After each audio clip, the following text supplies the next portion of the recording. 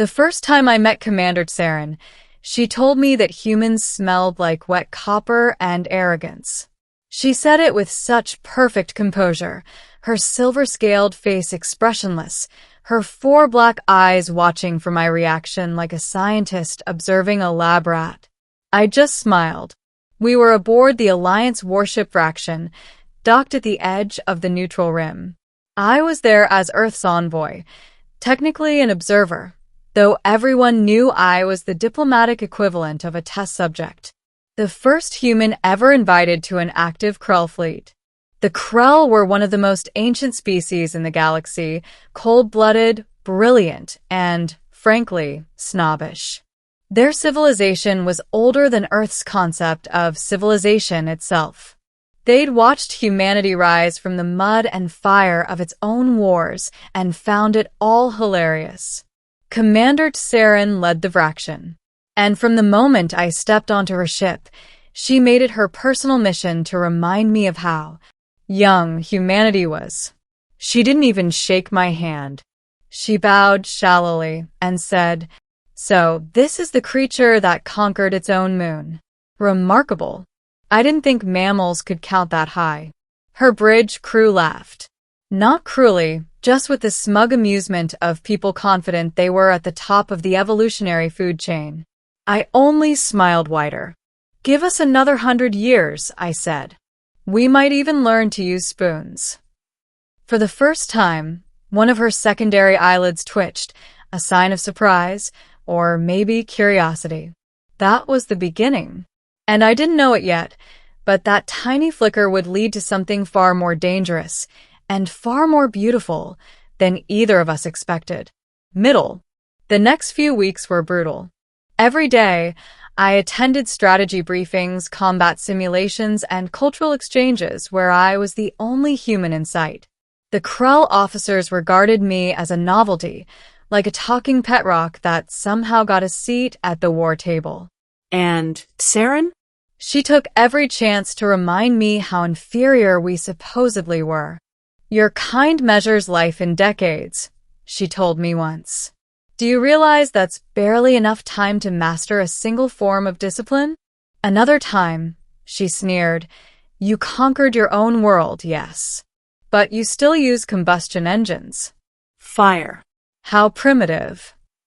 She had this habit of circling me when she talked, like a predator evaluating prey.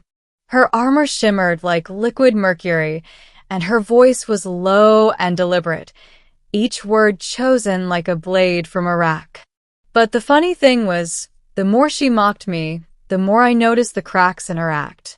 Sometimes she'd pause, too long, when I joked back. Sometimes her eyes softened when I talked about Earth's art, our music, our absurd resilience. And sometimes when I smiled, genuinely smiled, she'd look away, her scales shifting color just a shade darker. The Krell didn't blush. Not exactly. But their scales carried bioluminescent pigment that changed with emotion. And Saren, she was glowing. I didn't mention it. Didn't need to. One evening, after yet another diplomatic dinner that felt like an interrogation, I caught her alone in the observation bay. The stars outside stretched into ribbons as the ship entered warp, and her reflection shimmered against the glass. She didn't turn when she heard me, just said, quietly, "Do you ever stop smiling, human?" I stepped beside her, watching the void ripple. Not when I'm being insulted by a beautiful commander. Her eyes widened, then narrowed. Flattery. Another human defense mechanism? Only when it works, I said. For the first time, she laughed a real laugh. Low, melodic, completely unguarded.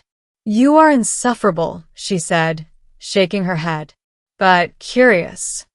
That was the first night she didn't insult humanity. Instead, she asked questions. What did it feel like to have only one world to call home? Why did humans dream so much about things they couldn't reach? Why did we fight for beauty, even in ruin? I told her the truth, that maybe it was because we didn't have the luxury of eternity. Every sunset mattered because we only had so many left. And she went silent for a long time. Finally, she whispered, "You live so briefly, and yet you burn so brightly. I used to think that made your kind weak. Now, I'm not certain." That was the night I realized something had changed between us. Days later, the Vraxian intercepted a distress signal, a Krell outpost under attack by an unknown force. We arrived to find a swarm of autonomous drones tearing through the station's defenses. The crew panicked. No one recognized the tech. It wasn't human, Krell, or from any known faction. "Those are harvesters," I said, heart pounding. "Old Earth weapons, AI war machines from the pre-Alliance era. We thought they were destroyed centuries ago." "How do you know this?" Saren asked. "Because they were built from our code," I said grimly. "We made them." Her expression tightened. "Then you'll disable them." "I can try," I said. "But I'll need to board one of their ships to access the core." "That's suicide." I shrugged. "So, was inviting a human to your fleet?" Before she could object, I'd already suited up. But just as I reached the hangar, Saren appeared, fully armored, carrying a plasma rifle. "You're not doing this alone," she said flatly. We launched into the black together. Inside the harvester carrier, the air was thick with metallic dust and the echo of machinery. The drones moved like insects, precise and merciless. We fought side by side, her movement sharp and disciplined, mine messy but improvisational.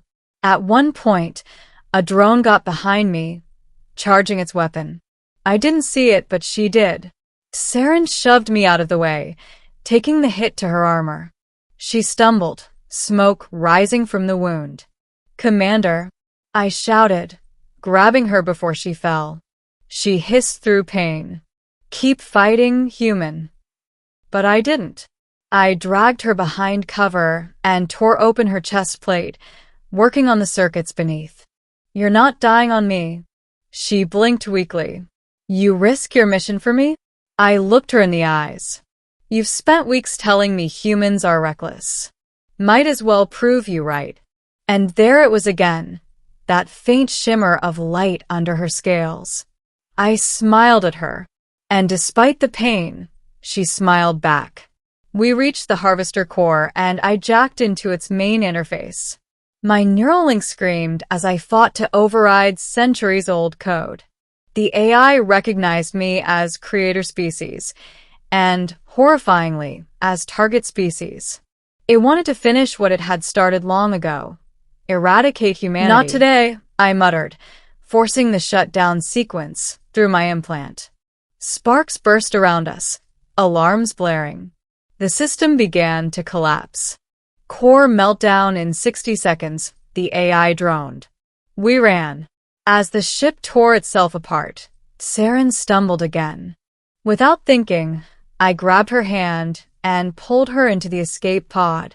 The blast caught us mid-launch, but the pod held. We drifted for hours, surrounded by debris and fire.